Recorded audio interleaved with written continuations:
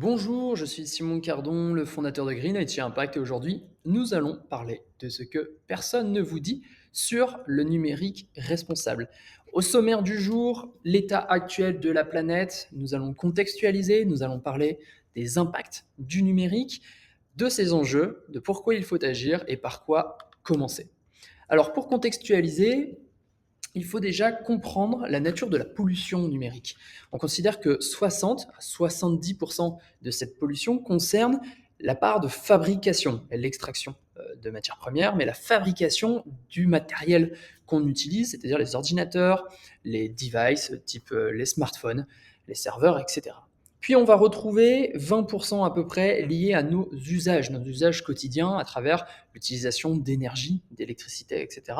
Puis une part entre 5 et 15% qui concentre les infrastructures réseau euh, de façon générale. Alors, si le numérique était un pays en termes de pollution liée aux gaz à effet de serre, ce serait le troisième après la Chine et les États-Unis. On considère aujourd'hui que le numérique représente à peu près 5-6% des gaz à effet de serre dans le monde en 2025 et on pense on tend vers du 8-12% en 2030-2040. 14 000 km en voiture, c'est ce que représente un an d'utilisation d'Internet par un particulier. On parle toujours d'équivalent carbone et 4 Tera de données sont produites chaque année par utilisateur, alors qu'un seul gigaoctet représente déjà l'équivalent de 6 étagères remplies de livres en termes de données.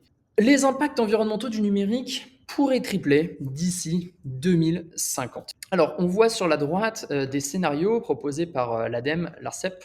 Il y a 4 scénarios. Un scénario, génération frugale, c'est-à-dire qu'à partir de maintenant, on adopte des comportements responsables et des technologies éco-conçues frugales. Un scénario de coopération territoriale, c'est pareil, on rentre dans une logique un peu plus responsable, mais on essaye de s'organiser comme on peut, mais on utilise toujours des technologies qui ne sont pas forcément les plus éco-conçues. Puis un scénario technologie verte, où là, c'est un peu le rêve croissance verte très politisé, qui finalement n'apporte pas réellement de vrais résultats, puisqu'il est surtout il repose sur des choses qui, à l'heure actuelle, n'existent pas. Et encore pire, c'est le scénario pari réparateur. C'est que là, on continue dans la foulée de ce qu'on est en train de faire, notre façon d'utiliser le numérique à l'heure actuelle. On ne change rien et on espère juste qu'on arrive à trouver des solutions à un moment donné. Alors, les impacts environnementaux, on va se focaliser sur 4 d'entre eux sur cette slide. D'abord, l'énergie. Effectivement, le numérique requiert entre 5 et 10% de la production d'électricité dans le monde. À l'heure actuelle, au moment où je vous parle, on est plutôt vers du 13-15% de la production d'électricité, notamment liée à l'essor de l'intelligence artificielle.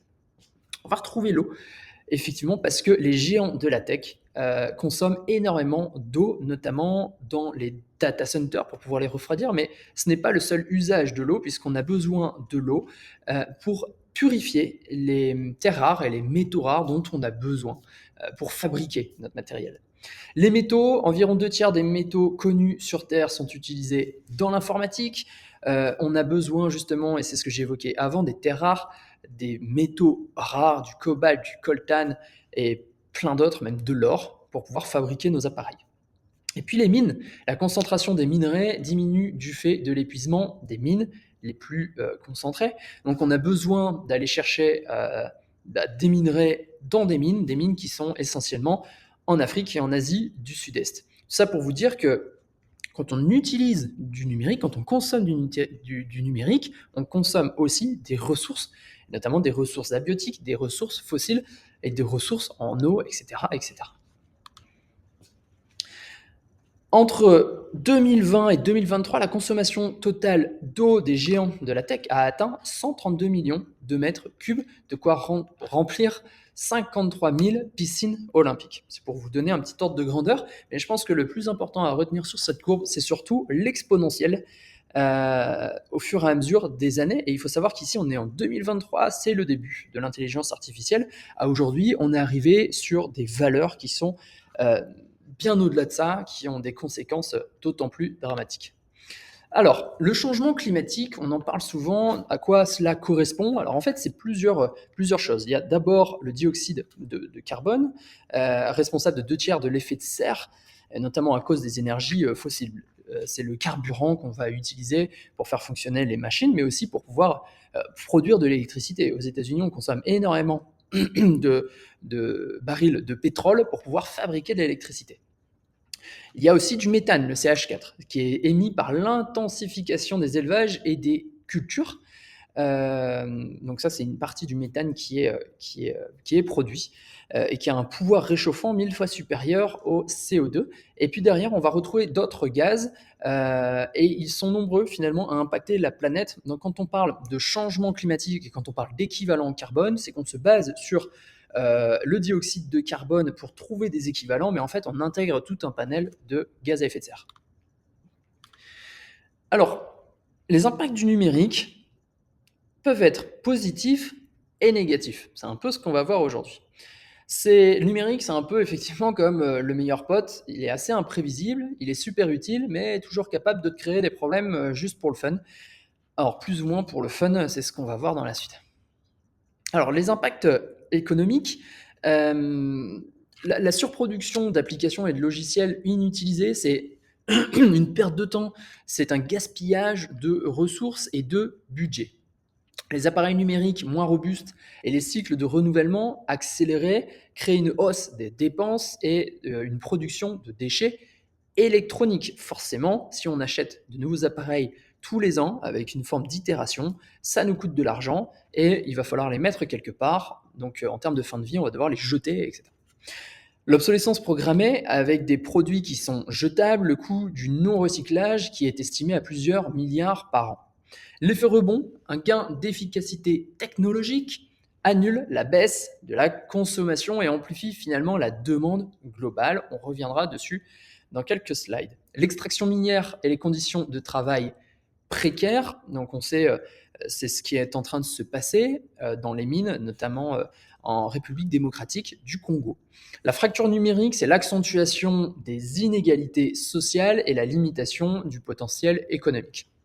L'externalisation de production, c'est la délocalisation des emplois et la perte économique pour certains pays. Par exemple, nous en Europe, nous ne fabriquons plus, tout a été délégué à l'Asie, ce qui peut être très problématique aussi en termes de souveraineté. Alors, c'est quoi l'effet rebond? L'effet rebond, c'est par exemple, les moteurs consomment de moins en moins d'essence et on prend la voiture de plus en plus souvent. On diminue le temps de chargement grâce à la 5G, et donc, on regarde de plus en plus de vidéos qui, de plus est, en haute définition. Les impacts économiques, donc pour continuer là-dessus, la création de nouveaux modèles économiques, plateformes collaboratives, travail flexible, hybride, la création d'emplois. Il faut savoir que le numérique a ce côté positif.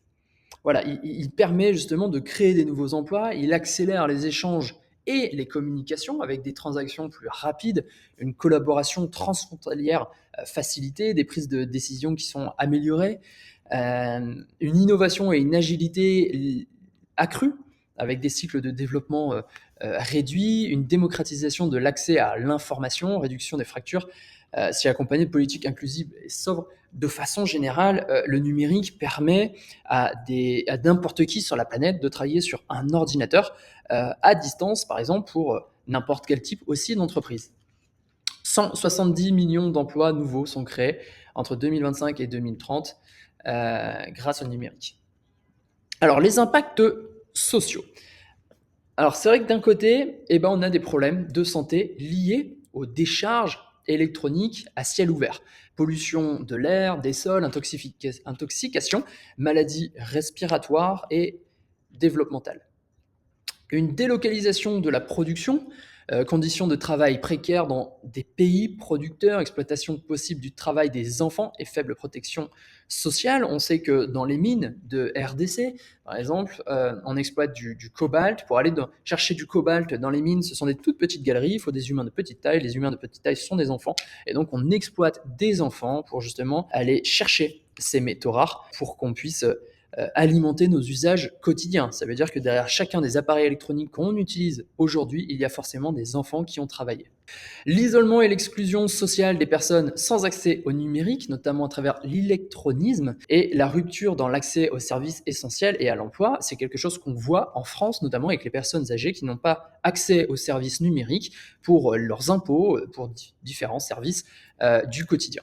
J'espère que les impôts, c'est pas au quotidien. Cyberharcèlement et risque pour la sécurité en ligne, donc multiplication des cas d'atteinte à la vie privée, au stress, à l'anxiété. Les réseaux sociaux créent des problèmes majeurs chez les adolescents ou chez même les enfants, avec des dépressions, avec des actes, tristes actes justement. On a même connu des suicides, très malheureusement, et ça c'est lié à l'utilisation du numérique. Troubles de l'attention, addiction aux écrans et phénomènes d'isolement social. Euh, avec l'augmentation de la fatigue mentale, la baisse des interactions sociales réelles, c'est un problème social, c'est aussi un problème qui est finalement sociétal. L'électronisme qui touche 17% de la population française, c'est ce que j'évoquais tout à l'heure et ça concerne surtout des personnes âgées.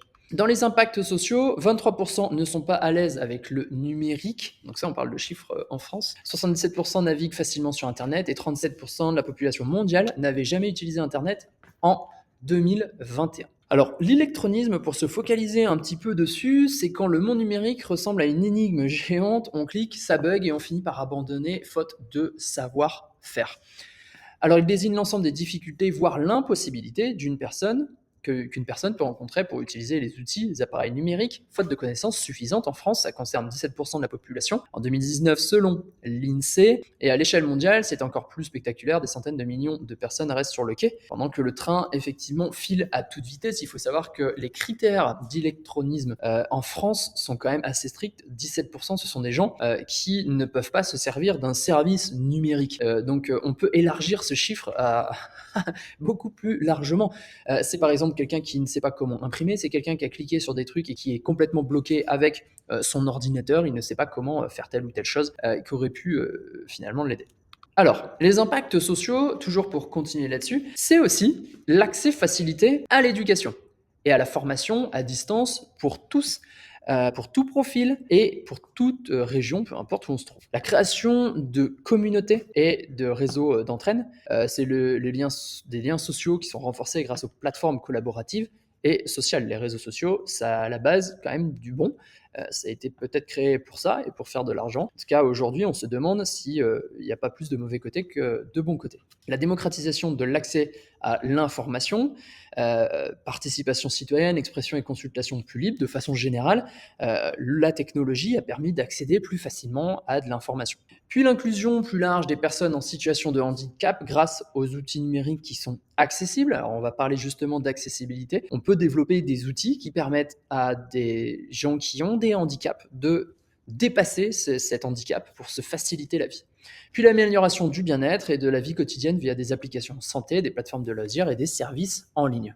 Alors, il y a aussi des impacts politiques. Le numérique est à l'origine de tensions politiques et de conflits armés, maintenant partout dans le monde. Alors ici, on va prendre comme exemple la République démocratique du Congo, qui a des conflits armés qui sont financés par l'extraction de matières premières. L'ampleur de ces impacts sociétaux est telle qu'un terme dédié a émergé, les minéraux de conflit, pour désigner ces ressources. Bon, ce qu'il faut avoir en tête, c'est que cette bataille et ces conflits liés au numérique, maintenant, sont partout dans le monde. Alors là, pour la République démocratique du Congo, c'est souvent des mines qui appartiennent à des entreprises chinoises et qui sont gardées, sécurisées par des milices russes, notamment la milice Wagner par exemple. Ça passe complètement à la trappe de toute fiscalité, hein. Ça veut dire que dans les appareils électroniques qu'on utilise, comme l'ordinateur qui me permet de filmer là, on ne sait pas si finalement il a été réellement taxé, s'il y a eu de la TVA payée dessus en Afrique par tout le monde, ou si c'est passé par un marché noir à un moment donné. Ce conflit autour du numérique, on le voit aujourd'hui, il est plus qu'à l'heure du jour. Pourquoi Trump parle du Groenland, du Venezuela et de l'Ukraine? L'Ukraine, c'est 21 métaux rares sur les 30 qui sont nécessaires pour faire des appareils électroniques comme des ordinateurs et des smartphones qui se trouvent dans leur sous-sol. Et c'est le seul pays sur l'Europe. Donc c'est extrêmement stratégique. En Groenland, on considère qu'il doit y en avoir aussi. Ça appartient à l'Europe. Et au Venezuela, on considère aussi qu'il y a énormément de ressources abiotiques. Donc c'est pour ça que ça crée énormément de tensions. Et c'est clairement à l'origine des tensions géopolitiques qu'on voit à l'heure actuelle entre la Russie, la Chine, les États-Unis et l'Europe. Parce que l'Europe n'a rien, les États-Unis veulent tout prendre et les autres se battent pour leurs intérêts. Alors les enjeux, je pense que vous connaissez les limites planétaires. Le concept de limite planétaire permet de mieux comprendre les changements à l'œuvre. Ces limites définissent donc les seuils que l'humanité ne doit pas dépasser pour entretenir les bonnes conditions dans lesquelles la vie s'est développée sur Terre. Et initialement, il faut considérer que, à travers ces activités, l'homme exerce des pressions sur les ressources du globe, surpassant les forces géophysiques et devenant la principale force de changement sur Terre, à tel point que nous sommes entrés dans une nouvelle ère géologique, celle de l'Anthropocène. Ça veut dire que c'est l'homme qui est à l'origine de tous les changements, ou d'une large majorité des changements sur la planète Terre à l'heure actuelle. Il y a 9 processus biophysiques à travers ces 9 limites planétaires, et ça régule la stabilité et la résilience du système Terre, le système terrestre. Aujourd'hui, le franchissement des limites planétaires s'accélère, c'est pourquoi il est essentiel de bien appréhender ce concept. On a dépassé 7 limites planétaires sur les 9 que nous connaissons. Alors, la théorie du donut, c'est une théorie qui est très intéressante de la part de Kate Raworth.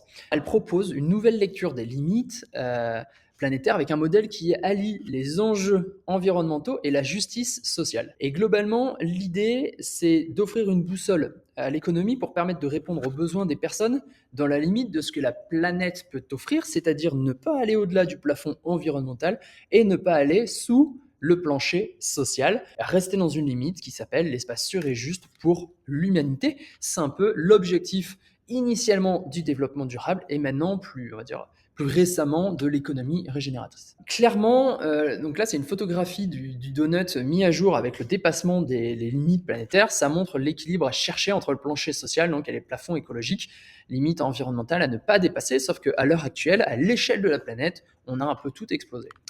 Le numérique responsable, qu'est-ce que c'est? Alors, ce qu'on voit sur la gauche, société, économie, environnement, c'est people, planet, profit. Maintenant, c'est prosperity, qui sont les 3 axes clés du développement durable. Et le but du numérique responsable, c'est d'appliquer du développement durable dans le domaine, finalement, du numérique. Et donc, c'est réduire l'empreinte économique, sociale et environnementale du numérique, mais aussi l'améliorer parce que c'est ça le but justement du développement durable, c'est de trouver, grâce à ces 3 piliers, une zone qui est équitable, qui est viable et qui est vivable pour tout le monde. Les axes stratégiques, 1, limiter les impacts et la consommation, rendre accessible, inclusif et durable, rendre éthique et responsable, favoriser la résilience des organisations et permettre l'émergence de nouveaux comportements. On voit que quand on parle de durabilité, on ne parle pas que de l'aspect environnemental. C'est bien environnemental et sociétal. Et finalement, in fine, on voit bien à la fin de cette boucle qu'on parle d'efficience à travers le fait de favoriser la résilience des organisations. Alors, le numérique responsable, dans sa notion mère, se distingue en 4 piliers. Le green for IT, on dit le Green IT. Green IT, c'est réduire l'impact environnemental intrinsèque du numérique. On voit ici les 5 R que sont refuser, réduire, réutiliser, réparer, recycler, qui est une ligne directrice, une trame très intéressante et assez utilisée dans le domaine du Green IT. L'IT for Green, c'est comment utiliser la technologie à des fins de développement durable, pour, par exemple pour l'écologie, etc. Ou pour des aspects sociétaux. Justement, les aspects sociétaux, c'est ce qu'on va voir là avec le Human IT et l'IT for Human. Globalement, on est ici sur comment la technologie, on améliore la technologie pour la mettre au service de l'humain et des intérêts sociétaux de l'humain. Et d'un autre côté, avec l'IT for Human, ou plutôt le Human IT, on va essayer d'améliorer tout ce qui est lié à la fabrication justement de cette technologie avec le respect des droits humains, etc. Ça veut dire comment améliorer l'industrie de la technologie de façon intrinsèque. Et on va revenir justement sur le fait que comment améliorer le sort des enfants qui travaillent dans les mines, des employés asiatiques qui travaillent sur de l'assemblage de matériel électronique des différents composants. Alors pourquoi agir maintenant? Mettre en œuvre une stratégie numérique responsable, ce sont des avantages. En fait, il n'y a absolument rien de négatif dans le fait de mettre en œuvre une stratégie numérique responsable. Ici, je vais vous présenter quelques chiffres qui sont nos retours, nos chiffres à nous, nos retours d'expérience. Donc globalement, à aujourd'hui, à travers la mise en œuvre d'une stratégie NR, on arrive à réduire moins 30, voire des fois moins 40% de l'impact environnemental. On arrive à réduire de 30% le budget lié à l'informatique de façon générale dans une organisation publique, privée, même dans le public, on peut aller un peu plus loin. On arrive à mesurer 100% des impacts maintenant, et notamment à les suivre grâce à des indicateurs clés de performance. On arrive à impliquer des collaborateurs pour les sensibiliser, les faire monter en compétences, et on arrive aussi à influer sur l'ensemble des parties prenantes que sont les clients et en amont, par exemple, les fournisseurs. Et globalement, ça améliore aussi votre image de marque. Alors oui, une stratégie numérique responsable et s'impliquer dans du développement durable lié à de l'informatique, ça apporte beaucoup de choses positives. Alors c'est avant tout un projet. Pour aller chercher de l'innovation, de la résilience, on vient créer de la valeur dans une logique de durabilité. On va parler et s'intégrer dans une forme de sobriété, voire plus précisément de frugalité, et on va rendre tout ça inclusif. Donc on voit bien qu'on est dans une boucle assez vertueuse qui tire finalement les humains vers le haut. C'est vrai que pour démarrer un projet numérique responsable, ce qui est très important, c'est de réussir à impliquer un maximum d'acteurs, notamment les dirigeants quand vous êtes dans une entreprise, les politiques aussi, c'est très important à un autre niveau pour pouvoir les sensibiliser, pour pouvoir faire avancer certaines choses et notamment des lois, chose qu'on a vu avec la loi Rennes par exemple en France, et puis les salariés, les collaborateurs, de pouvoir les impliquer et de leur faire comprendre l'importance d'agir au quotidien pour être plus éthique, pour être plus responsable et de changer nos comportements pour limiter nos impacts négatifs, tout en maintenant nos impacts positifs. Alors, ça, c'est un chiffre qui est assez intéressant et ça va. Voilà, c'est plus large que juste le numérique responsable, mais c'est le fait de dire que les entreprises qui se sont engagées dans une démarche de développement durable, une démarche RSE, voire une démarche d'économie régénérative, ont finalement pu booster soit leur marge, soit leur chiffre d'affaires. Alors évidemment, dans une logique de prospérité, c'est plus intéressant de faire évoluer sa marge parce que ça permet de rentrer dans une logique de durabilité économique, d'avoir beaucoup plus de souplesse. Alors comment agir dès maintenant? Un projet numérique responsable, c'est plusieurs étapes. Ici, on parle des 6 principales étapes. Alors, ça dépend si vous êtes une entreprise, un particulier, etc. Mais ces étapes, elles sont quand même très intéressantes parce qu'elles sont très discursives, c'est-à-dire qu'elles s'appliquent l'une après l'autre pour pouvoir aller chercher de l'efficacité, des résultats directs. Un, il va falloir prendre conscience. D'où l'intérêt, c'est pour ça que je fais cette présentation, mais c'est pour ça que c'est important de se renseigner, de faire des fresques du numérique, faire des conférences, etc. Il faut prendre conscience de la situation et des enjeux. Deux, je dirais que le premier pied à l'étrier serait d'évaluer sa maturité. Ça peut se faire très rapidement. Nous, avec l'outil Green IT Impact, c'est qu'une question de quelques minutes, voire en atelier, ça prend 2 heures. Et ça permet de savoir exactement où vous en êtes d'un point de vue des actions que vous avez ou pas déjà mis en œuvre. Puis derrière, le but, c'est de récolter justement un maximum d'informations pour pouvoir commencer à élaborer un plan d'action. Se créer cette feuille de route qui est, une fois de plus, progressive et qui dépend de l'urgence, de l'importance et de votre capacité à mettre en œuvre les différentes actions. Des actions peuvent être stratégiques, comme allonger la durée de vie de notre matériel, et opérationnelles, comme mettre en œuvre une charte d'achat éco-responsable, mettre en œuvre une politique de maintenance en phase avec ma charte d'achat éco-responsable, etc. Derrière, il faut mettre en œuvre et engager. Alors, mettre en œuvre, c'est activer, c'est exécuter les tâches les unes après les autres. C'est pour ça que dans notre outil Green IT Impact, vous pouvez enchaîner, vous pouvez assigner quelqu'un, vous pouvez enchaîner les actions, vous pouvez les prioriser, vous pouvez les mettre dans un Gantt, donc dans l'agenda, etc., des personnes qui sont concernées par des actions. Et puis surtout, ce qui est important, c'est d'engager. Il faut réussir, plus on est de fous, plus on rit.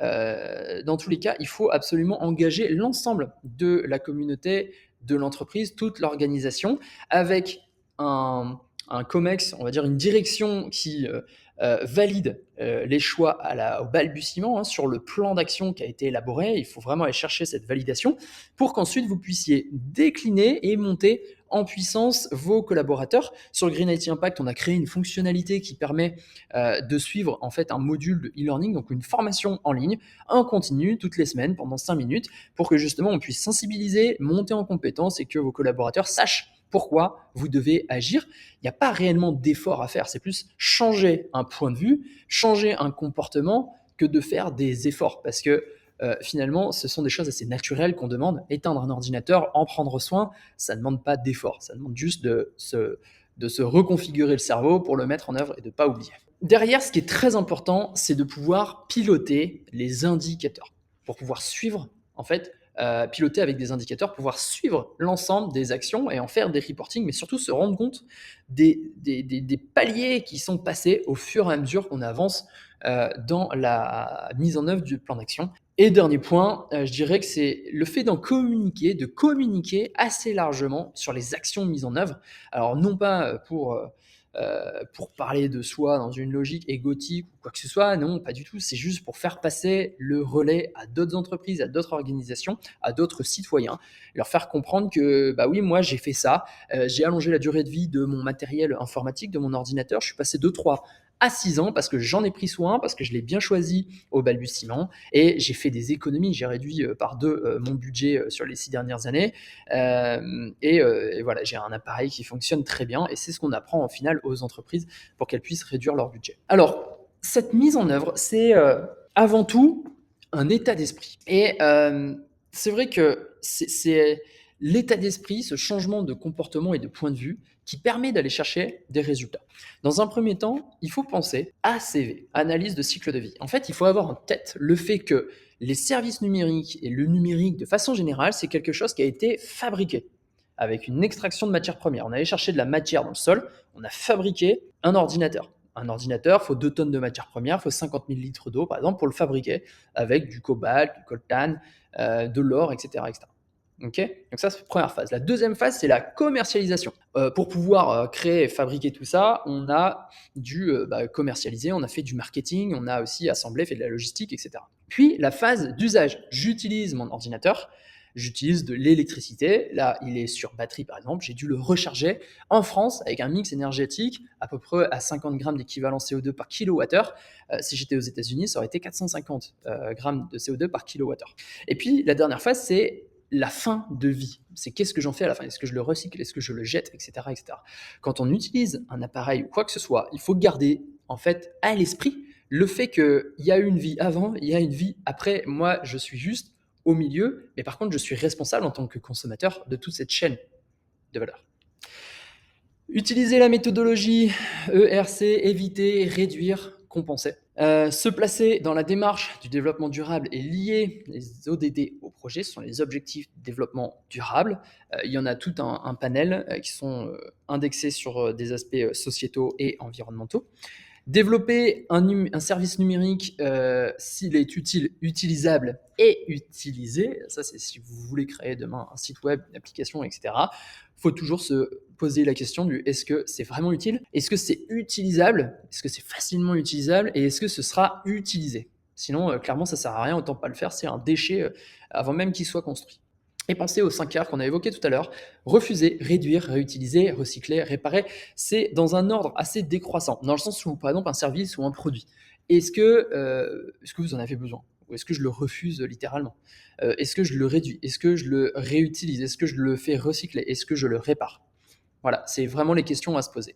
Alors, là, on va passer sur les différentes bonnes pratiques. Alors, on va voir en revue de façon assez superficielle les actions que vous pouvez mettre en œuvre dès aujourd'hui. La présentation est à votre dispo, n'hésitez pas à nous la demander dans tous les cas. On va parler des emails, et c'est vrai que les emails, bon, je vais passer rapidement dessus, c'est pas le plus gros de nos impacts, mais c'est toujours intéressant de se désinscrire des newsletters et des mailing lists inutiles. Vaut mieux d'ailleurs se désinscrire que de supprimer ces mails, parce que le pire, c'est de les envoyer les mails et donc de les recevoir. Nettoyer et trier sa messagerie, il y a des logiciels qui peuvent aider. Ça permet aussi de contrer un peu d'infobésité, parce que finalement, de l'info, on en a beaucoup trop. Éviter les pièces jointes, favoriser des liens URL qui renvoient vers un drive. Vous pouvez utiliser des drives éco-responsables, hébergés notamment sur Digital Forest ou d'autres solutions françaises ou européennes. Évitez les images, les logos dans les signatures. Globalement, on évite tous les fichiers qui ont du poids. Sur le poste de travail, c'est important d'éteindre son ordinateur et les périphériques après usage. Tous les soirs, vous pouvez éteindre votre laptop au lieu de juste le refermer. Et il en va de même pour tous les appareils électroniques comme une télé qu'on met souvent en veille, mais on peut l'éteindre littéralement. En plus, vous ferez des économies sur votre facture d'électricité. Il faut savoir que même un appareil qui est branché, même si on ne l'utilise pas, consomme en fait de l'électricité, même s'il est éteint. Activer le mode économie, ça existe quasiment sur tous les ordinateurs et maintenant sur les smartphones. Limiter la luminosité, c'est un des points qui consomme le plus. Favoriser le dark mode, ça dépend des cas, mais ça peut être intéressant d'utiliser des pixels qui sont plus foncés. Puis fermer les applications et les fenêtres non utilisées. De toute façon, avoir trop d'onglets, ça rend juste fou. Éviter les outils applicatifs en cloud qui génèrent énormément de requêtes serveurs. C'est vrai, c'est mieux d'être en local, c'est-à-dire de faire tourner sur votre machine plutôt que de faire des allers-retours avec un serveur. Parfois, on n'a pas le choix, mais des fois, on a le choix et on peut améliorer les choses comme ça. Au niveau des logiciels, vous pouvez favoriser les outils et les sites éco-conçus. Il existe de l'éco-conception de services numériques et ça permet parfois de diviser par 10 son impact environnemental. C'est parfois mentionné sur certains logiciels de façon générale quand c'est très rapide, presque instantané, c'est très fluide, etc. et que c'est bien fait. Souvent, c'est que c'est éco-conçu. C'est dans la même lignée que de l'efficience en termes de performance pure. Vérifier le lieu de stockage des données. J'utilise un logiciel. Mon logiciel, en plus, il est en ligne. Où sont hébergées mes données? Est-ce que c'est en Europe? Est-ce que c'est en France? Est-ce que c'est aux États-Unis? Et qu'est-ce qu'ils peuvent faire de mes données? C'est une question première quand on est une entreprise. Vérifier la gestion des data dans le cas d'une solution SaaS, donc le traitement de mes données quand j'utilise une plateforme en ligne, donc c'est Software as a Service. Vérifier le fonctionnement de la monétisation. Alors il faut savoir que on utilise souvent des services, mais on ne sait pas vraiment comment ça fonctionne. On utilise beaucoup Meta Ads, Google Ads, etc. Donc des services de publicité en ligne. Mais en fait, pour pouvoir monétiser un service de publicité, il faut aller collecter énormément de data très personnelles sur les utilisateurs. On est loin de l'éthique dont on parle dans le numérique responsable. En tout cas, on est loin de toute forme de responsabilité. Favoriser les solutions open, notamment open source. Il existe tout type de solutions. Vous n'êtes plus obligé aujourd'hui d'utiliser du Microsoft et du Google, etc. Il existe des solutions open source quasiment dans tout qui sont hyper performantes, hyper intéressantes et dont vous avez la souveraineté, la maîtrise. Et éco-concevez vos services numériques, ça c'est important si vous créez quelque chose. Et il y a un référentiel français qui est devenu officiel qui s'appelle le RGESN qui est hyper intéressant que je vous invite à visiter.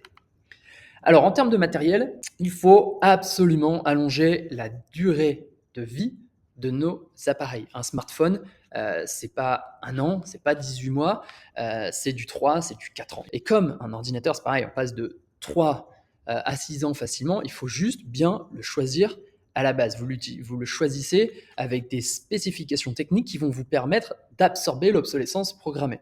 Et si vous ne savez pas de toute façon et vous n'avez pas besoin d'absorber l'obsolescence programmée ou vous n'avez pas besoin d'une grande technicité, vous pouvez favoriser le reconditionner dans tous les cas. Prenez-en soin dès le premier jour. Ça, c'est le premier conseil qu'on donne dans les entreprises. On fait signer une charte de bonnes pratiques. Et la première phrase, c'est prenez soin de votre matériel. Un ordinateur, ça se met dans une housse. Un téléphone, on met une coque autour. Bref, on essaye d'éviter de tout bousiller parce que quand on les casse, quand on les abîme, on n'a plus envie de l'utiliser. Ensuite, on les balance. Choisissez les caractéristiques techniques supérieures capables de gommer au maximum l'obsolescence programmée. C'est ce que j'ai évoqué tout à l'heure. Il faut se projeter sur le fait que, malheureusement, qu'est-ce qui va se passer dans 3-4 ans? On va avoir des IA intégrées dans les ordinateurs et ça va tout faire ramer. Donc, autant prendre des ordinateurs en 2025 qui sont relativement puissants, 32 Go de RAM par exemple, avec pas mal de CPU parce qu'en en fait, il va falloir fonctionner dans 5 ans, dans 6 ans. D'ailleurs, mon ancien ordinateur, moi, je l'ai gardé 10 ans et mon ordinateur de maison, il a 15 ans, il fonctionne encore très bien pour gérer la musique, pour gérer des choses comme ça. C'est petite anecdote, mais comme quoi on peut garder des ordinateurs très longtemps sans avoir de problème. Celui que j'utilise là, il a 10 ans. Réparer ce qui est réparable. Ne changer que les composants défectueux. Effectivement, et d'ailleurs, on peut choisir du matériel qui se répare. Il y a l'indice de réparabilité qui est intéressant par rapport à ça. Mais on peut changer quasiment tout sur du matériel. Donc ça, c'est assez simple et reconditionner le matériel pour le partager en seconde ou troisième main. S'il y a un matériel électronique que vous ne voulez plus utiliser, peut-être que ça peut intéresser quelqu'un d'autre. Moi, je déconseille le fait de l'envoyer dans une filière qui part à Tombouctou, simplement parce que souvent on le retrouve dans une décharge à ciel ouvert et ça fait plus des dégâts qu'autre chose. Favoriser le matériel labellisé, il y a TCO, Hipit, Energy Star, pour des serveurs, pour les ordinateurs, pour différentes choses. Toujours bien quand même, ce genre de label. Alors, il faut savoir qu'il y a des marques, des fois, qui font des choses bien, mais elles n'ont pas de label, soit parce qu'elles sont pas dans les clous, soit parce que, ça coûte trop cher, comme Frameworks, par exemple, PC, qui fait des modules, assez intéressants. On peut se monter son laptop. Il me semble qu'ils n'ont pas de label. Mettre en place des méthodes de réparation pour favoriser l'économie circulaire, définir une politique de gestion de fin de vie du matériel, donc déchets d'équipements électroniques et électriques. Donc c'est penser en fait à la seconde vie. Vous êtes une entreprise, vous devez vous séparer de certaines bécanes parce qu'elles font plus le job. Pensez à la seconde vie. Il y a AFB par exemple en France qui peut récupérer du matériel et les reconditionner, les refaire et les recommercialiser derrière. Demander une ACV au fournisseur. ACV, analyse de cycle de vie, c'est une mesure d'impact sur plusieurs facteurs d'impact environnementaux, très intéressant à connaître. Éviter les périphériques inutiles. Bon, globalement, de toute façon, vous pouvez même éviter l'imprimante en espérant qu'on ne vous demande pas d'imprimer quelque chose, mais bon, c'est souvent quelque chose qu'on a chez nous, qu'on utilise une fois tous les 6 mois. Il y a d'autres périphériques aussi qui servent absolument à rien. Prendre en compte le DAS des téléphones qui sont liés aux radiations. Donc les impressions, justement, en fait, le but, c'est de ne pas imprimer, sauf si contraint. Ça arrive encore malheureusement aujourd'hui qu'on nous demande d'imprimer et de signer. Voilà, je sais que la banque demande que ce soit une signature manuelle et qu'ensuite on scanne le truc. En 2025, c'est affligeant, mais bon, voilà, on peut aussi, vu que pour ma part, je n'ai pas d'imprimante, puisque même dans l'entreprise, on n'a pas d'imprimante. Quand on a besoin d'imprimer un truc, on essaye de tout faire sauf imprimer. Paramétrer le mode recto verso par défaut, hein, brouillon et noir et blanc par défaut, toujours recto verso. Il faut savoir qu'en 2025, c'est comme avant, hein, pour produire des feuilles, on coupe des arbres, et notamment des arbres d'Amazonie. Mettez en place une solution de libération des impressions par badge ou code. Paramétrer le mode suppression des pages blanches de façon standard. Mettez en place le mode épreuve pour limiter les impressions ratées. Recharger les cartouches tonnerre avec des encres plus éco, des encres à l'eau notamment. Acheter des cartouches tonnerre recyclées longue durée qui ont juste été rechargées et utiliser du papier recyclé. Toujours le papier recyclé. C'est pas zéro impact, mais c'est quand même mieux que du papier neuf non recyclé. Alors le cloud, favoriser les machines virtuelles et mutualiser. Forcément, le but, c'est de ne pas acheter une machine physique et plutôt d'utiliser ce qu'on appelle des VPS, des machines virtuelles voilà, qui permettent en fait vraiment de mutualiser les ressources au sein d'une infrastructure physique. D'utiliser les capacités de stockage dont vous avez réellement besoin. Les cloud providers proposent des hébergements WordPress avec 100 gigas. J'ai jamais vu quelqu'un qui utilisait 100 gigas pour un WordPress. Globalement, un WordPress ou un site comme ça qui a 100 gigas, souvent, il fonctionne plus, quoi. Ou alors c'est un mammouth. Favoriser les hébergeurs bas carbone. Alors bas carbone, c'est une chose, mais surtout dans une logique vraiment éco-responsable et éthique. Qui indique, en fait, qui est assez transparent sur sa façon de faire. Il y a des hébergeurs, Digital Forest, sur la Suisse, il y a Infomaniac, il y a Planet Hoster. Il y a différents hébergeurs qui sont sensibles finalement au numérique responsable et je pense qu'il faut les mettre en exergue, c'est important. La plupart du temps, les géants américains sont des gros mythos à ce niveau-là. Faut pas non plus trop se leurrer. Vérifier l'intégrité et les engagements de l'hébergeur, ça c'est ce que je disais, c'est important de voir sur quoi il s'engage. Alors il faut savoir qu'il y a les engagements, il y a les résultats, favoriser plutôt les résultats. Il y a des providers, je ne vais pas les citer, ils sont engagés dans plein de trucs, en mode projection 2030, on est champion du monde, mais en 2025, en attendant, ils sont complètement nuls et ils n'ont rien fait avant. Hein, et d'ailleurs, on ne sait toujours pas ce qu'ils font, là, c'est juste des projections qu'ils mettent en avant. Assurez-vous de la disponibilité du support, très important pour vous aider à favoriser les solutions européennes encadrées par l'Union européenne, d'un point de vue aussi souveraineté. Et puis, les data centers, alors ça, c'est quand vous avez votre infra on-premise, par exemple, vous pouvez confiner les baies, favoriser le natural liquid cooling. Bon, je ne vais pas rentrer dans les détails, c'est un peu plus technique. Éviter le recours à la climatisation, vérifier les mesures de sécurité mises en œuvre, favoriser les infrastructures alimentées en énergie renouvelable et favoriser les PUE. Power Usage Effectiveness inférieur à 1,3. J'ai envie de dire aussi, essayer d'avoir un WUE le plus faible possible, c'est l'utilisation de l'eau. Merci, j'espère que vous avez pu apprendre des choses à travers cette présentation. L'idée, c'était vraiment d'apporter, voilà, de l'info pour vous, sensibiliser, pour, que vous puissiez comprendre pourquoi, c'est important aujourd'hui, dès maintenant, d'avancer dans une logique d'un numérique qui est plus éthique, qui est plus souverain, qui est plus écologique, qui est aussi plus durable, qui est résilient, qui est efficient, et qui est finalement, bah, un numérique responsable. Et ça, on peut tous agir finalement, à notre échelle, qu'on soit, un citoyen. On a vu que les actions, elles concernaient, tout le monde à partir du moment où on avait du matériel. Ça concerne les entreprises, c'est elles notamment qui peuvent avoir des intérêts qui sont très très intéressants à ce niveau-là. Et puis d'un point de vue aussi politique, puisqu'on a tout intérêt en fait en Europe à développer une technologie qui est différente des Chinois et des Américains, et avoir une approche sur le développement durable et sur l'économie régénérative peut faire en sorte que bah, on émerge en fait avec des vraies valeurs au sein de cette cacophonie. Voilà, je vous remercie. Je vous donne rendez-vous pour une prochaine vidéo et en attendant, prenez soin de vous.